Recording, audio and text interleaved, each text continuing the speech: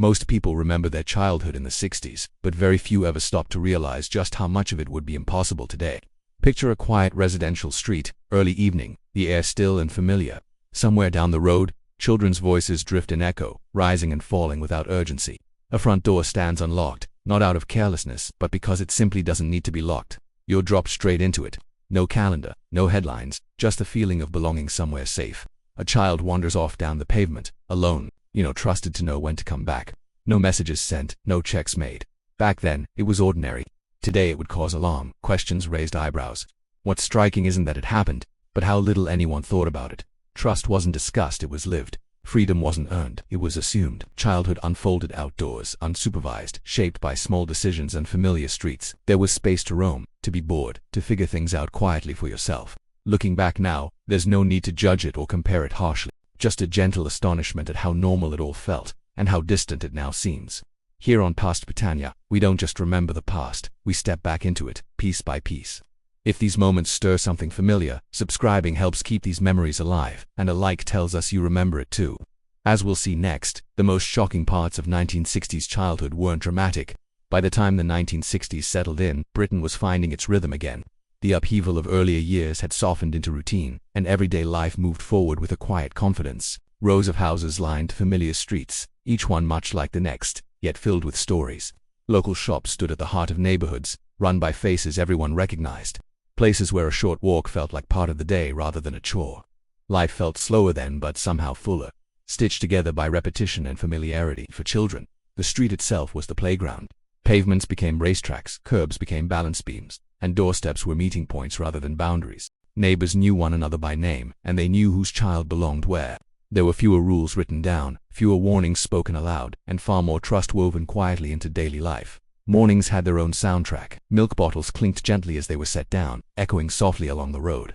School halls carried the smell of polished floors and cooked dinners, a scent that clung to coats long after the day ended. Clothes were worn, not curated. Shoes scuffed at the toes, satchels sagged with use, and no one thought much about it. Compared with today, there was no constant supervision humming in the background. No digital tracking. No instant updates, no sense of being watched from afar. Childhood unfolded naturally, shaped by time, place, and the people nearby. You learned your limits by living them, not by being warned about them endlessly. Adults were usually nearby without hovering, listening for trouble rather than expecting it. A shout from a window was enough to call someone home. Time was measured by daylight and hunger, not clocks. That loose structure gave days a gentle shape, allowing childhood to breathe, stretch, and sometimes wander off course, safely, without constant instruction. It is within this ordinary setting, before the day had even properly begun, that the first childhood habit emerges. One so normal then, yet so unlikely now. It would pass unnoticed then, yet feel startlingly unfamiliar to us now today. Freedom arrived early in the morning. The house was still quiet, the air outside cool against your face, and without much discussion you stepped out and simply went. Sometimes it was before breakfast, sometimes just after, but no one hovered at the door. You were expected to know where you were going, and more importantly, when to come back. A short walk could take you further than it ever would today. Down familiar streets, past gardens you recognized. You carried the gentle rhythm of footsteps and purpose.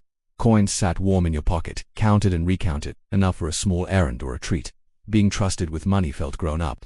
It said someone believed you could manage yourself, even if you were still learning. Children traveled alone without ceremony. A bus stop, a corner shop, a message delivered for an adult. No one announced it as independence, it simply was. You learned routes by repetition, not instruction, and confidence came quietly with each successful return home. Responsibility didn't arrive through lectures, it arrived through doing. Time behaved differently then. Days stretched wide, and you judged them by light rather than clocks. You left when the morning felt ready and returned when the street lamps flickered on.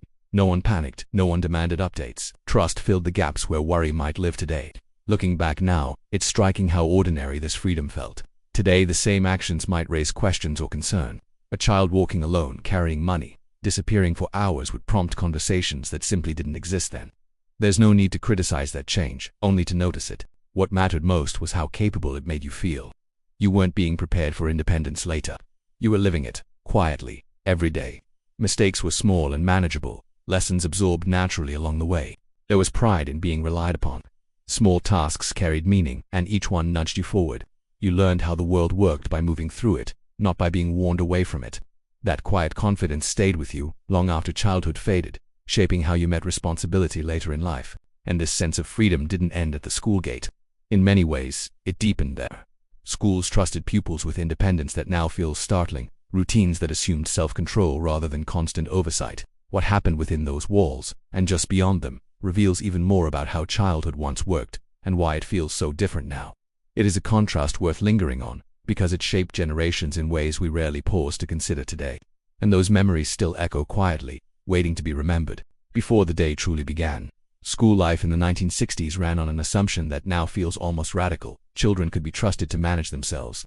Discipline existed, certainly, but it wasn't enforced through constant watching. Routines were learned and followed because that was what you did. You lined up, you listened, you got on with it. There was space to make small mistakes without immediate intervention, and those moments became lessons that stayed with you. Play followed a similar pattern. Much of it was unstructured, invented on the spot, shaped by whoever happened to be there. Rules were agreed, argued over, and changed mid-game. Boredom wasn't something to be fixed instantly. It lingered just long enough to spark imagination. A quiet afternoon could turn into something memorable simply because there was nothing else to do. Problems, when they arose, were usually solved among children first. Disagreements were negotiated, plans adjusted, limits discovered. Adults stepped in only when truly needed, trusting that most things could be worked out without fuss. Looking back, it's easy to forget how much communities played a role. People noticed things. A neighbor would glance up from a window. A familiar face might ask a gentle question. It wasn't surveillance, just awareness. Children moved within a loose web of watchful care, rarely acknowledged but always present. Life wasn't perfect. Knees were scraped, feelings were hurt, and lessons sometimes came the hard way. Yet there was an understanding that growing up involved testing boundaries. Risk wasn't something to eliminate entirely, but something to navigate carefully, learning as you went. That balance helped shape resilience in quiet, everyday ways. Today, many of these moments would be managed differently. Monitoring has replaced much of the trust, and structure has filled the gaps once left open for creativity. Responsibility has shifted from shared community awareness to individual oversight, measured and recorded. Again, this isn't a criticism, just an observation of how values have changed. What's surprising is how quickly this shift happened, and how icily these older ways slipped from view. Even those who lived through them may forget just how free, and how trusted, childhood once felt. As we move toward the final moments of this journey, there are a few remaining memories that tend to catch people off guard.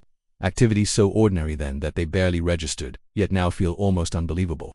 They linger quietly, waiting to be recognized once more.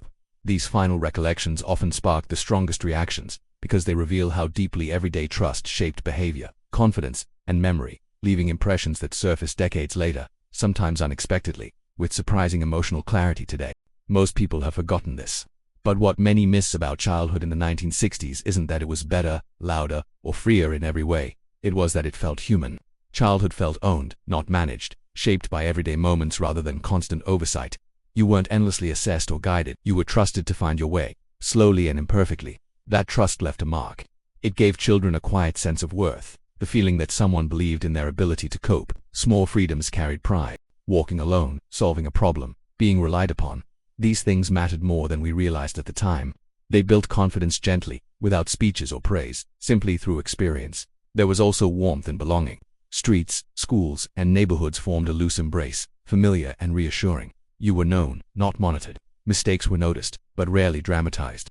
That balance made growing up feel like a shared journey rather than a supervised process. This small thing quietly shaped British life forever. It influenced how people saw responsibility, how they treated others, and how they handled uncertainty. The lessons weren't written down, but they lasted. Many carried that calm self-reliance into adulthood, into work, family, and community life. Looking back now, it's easy to see why these memories still surface so strongly. They remind us of a time when trust flowed more freely, when childhood moved at its own pace, not perfect, not idealized, just human. And it raises a gentle question. As we turn to the present, and compare then with now, what did we gain, and what quietly slipped away? That question lingers, guiding us toward a final comparison, where yesterday's quiet freedoms meet today's careful world, and we decide what truly matters when childhood is remembered by those who lived it fully. Looking back from where we stand today, the contrast is impossible to ignore.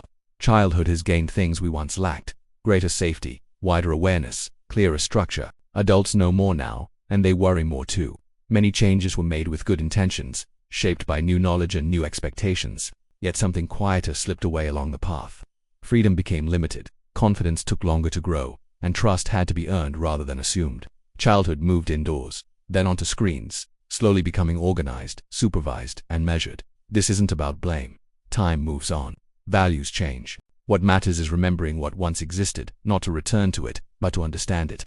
Ordinary freedoms shaped resilient, capable people in ways statistics rarely capture. Trust itself was a powerful teacher. Before you go, which of these moments do you remember most? Share your memories below, because they matter. And if this brought someone to mind, send it to them. Thank you for stepping back in time with Past Britannia. We'll be here whenever you feel like returning, ready to remember a little more together, and to keep these everyday stories alive for those who still carry them with quiet pride, always now.